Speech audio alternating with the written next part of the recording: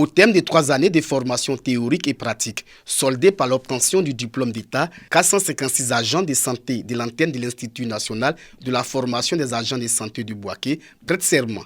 Ils sont issus de la 29e promotion des infirmiers et sages-femmes ainsi que de la 2e promotion des techniciens de biologie médicale. Par ces gestes, les impétrants affirment leur engagement à embrasser une carrière professionnelle exemplaire. Nous sommes prêts à relever le défi de donner des soins de qualité parce que nous avons été formés par les meilleurs et nos résultats également en fin de cycle l'ont démontré. Nous avons présenté 158 sages-femmes et il y a seulement une seule qui a échoué. 257 infirmiers, les 100% de ces 257 ont eu l'examen. Les techniciens de biologie médicale, ils étaient 42, les 42 ont également réussi l'examen. L'acquisition du diplôme n'est qu'une première phase, mais la réalité c'est sur le terrain. Le parrain de cette cérémonie exhorte ses filleuls au don de soi, à l'intégrité et au dévouement.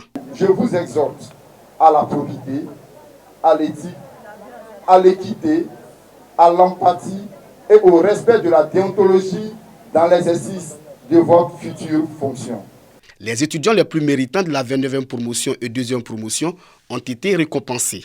Cette cérémonie de prestation de serment qui consacre la sortie officielle des 456 étudiants de l'antenne de l'INFAS du Bouaké a été également marquée par la passation du flambeau entre les étudiants de la 29e promotion et leurs cadets de la 30e.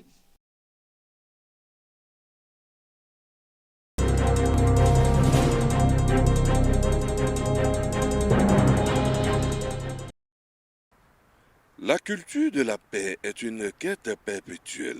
Elle concerne tout le monde, mais un peu plus la jeunesse, très souvent présente sur tous les terrains de violence. L'ONG Nzrama Center for Peace Building, dans le cadre de son projet Sport pour la paix et la transformation sociale, outille des leaders de jeunesse sur la culture de la paix afin d'instaurer une cohésion sociale durable. Nous avons remarqué et nous avons été aussi témoins de ce qui s'est passé par rapport aux crises passées, les crises politiques et autres.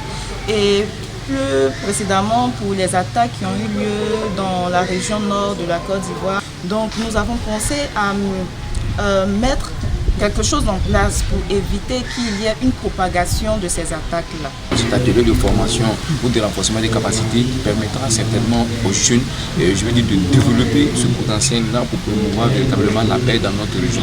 Le sport, facteur de cohésion sociale, était au programme. Maracana, handball et basketball ont permis à de nombreux jeunes de s'épanouir sur le terrain.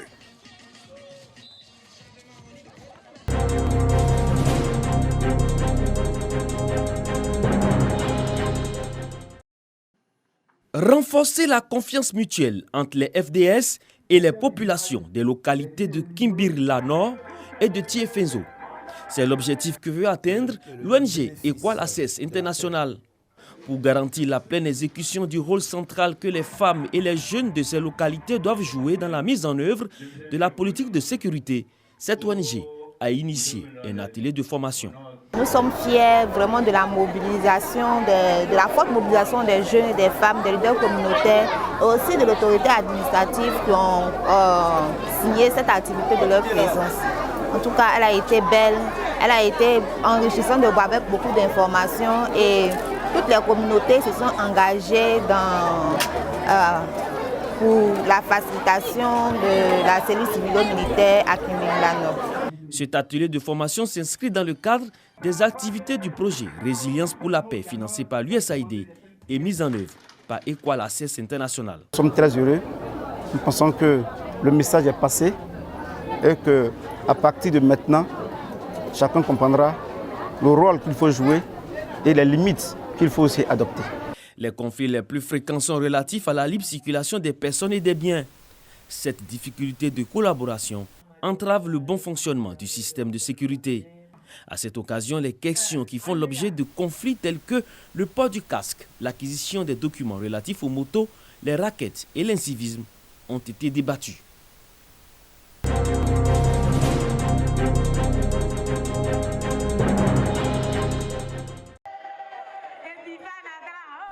L'IS à Konefla, village du canton Gola, sous-préfecture de Bouaflé, région de la Baraoué, à l'occasion du retour au bercail du professeur Jérôme Toto Bibalo après 10 années d'exil. Un retour au bercail salué par le président de l'Union des ressortissants de Konefla et celui de l'Association des ressortissants du Gola de voir leurs frères sur la terre de leurs ancêtres. Toto Bibalo Jérôme invite les Ivoiriens à taire les rancunes à écrire une nouvelle histoire de la Côte d'Ivoire. Videz vos cœurs et retrouvons-nous pour bâtir. Je dirais qu'on est là au-delà de Gola, la Maraoué.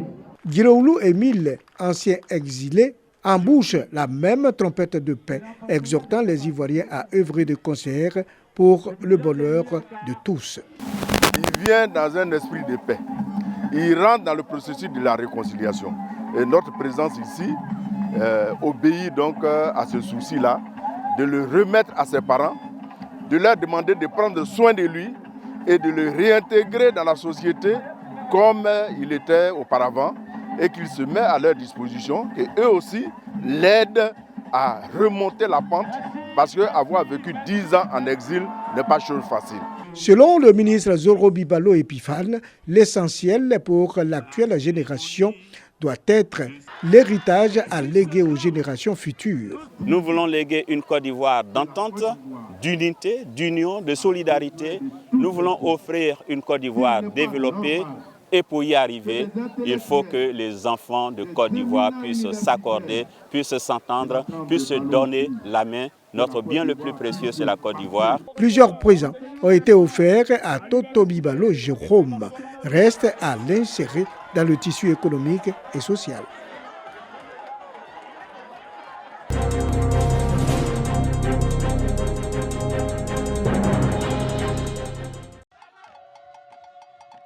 La danse Ogbo en pleine prestation, une procession de chefs traditionnels. Des symboles forts autour de la finale de la Supercoupe marquée du sceau de la cohésion sociale à Toumoudi Sud. Elles étaient 28 au départ, 16 du canton Mamla et 12 du canton Ngba. Les deux vainqueurs, Yeboué Kro en jaune pour le Mamla et Asakra en bleu pour le Ngba, donnent l'affiche de la Supercoupe. L'initiative est de Germain Yao Kwaku, directeur général des infrastructures routières et cadre de Toumoudi. Avant le match, chaque camp livre son potentiel. Ils vont dormir à 18h parce que nous, on joue ballon sur la montagne. On monte en descendant, on va les faire monter, on va les faire descendre. C'est ça m'a dit, c'est gâté pour eux. En 4 matchs, on a eu 22 buts. Là, donc, on est sûr de gagner. Voilà, eux, ils vont avoir la diarrhée. Et puis, on fêtera avec la coupe du directeur. La réalité est sur le terrain. Malgré l'engagement des deux équipes, le score final est de 0-0. C'est au tir au but que Asakra du canton Ngban s'adjuge le trophée. La joie du capitaine qui tient son trophée et une enveloppe de 500 000 francs CFA. Je suis fier de rapporter ce trophée pour l'équipe Asakra, FC Asakra. Je suis content.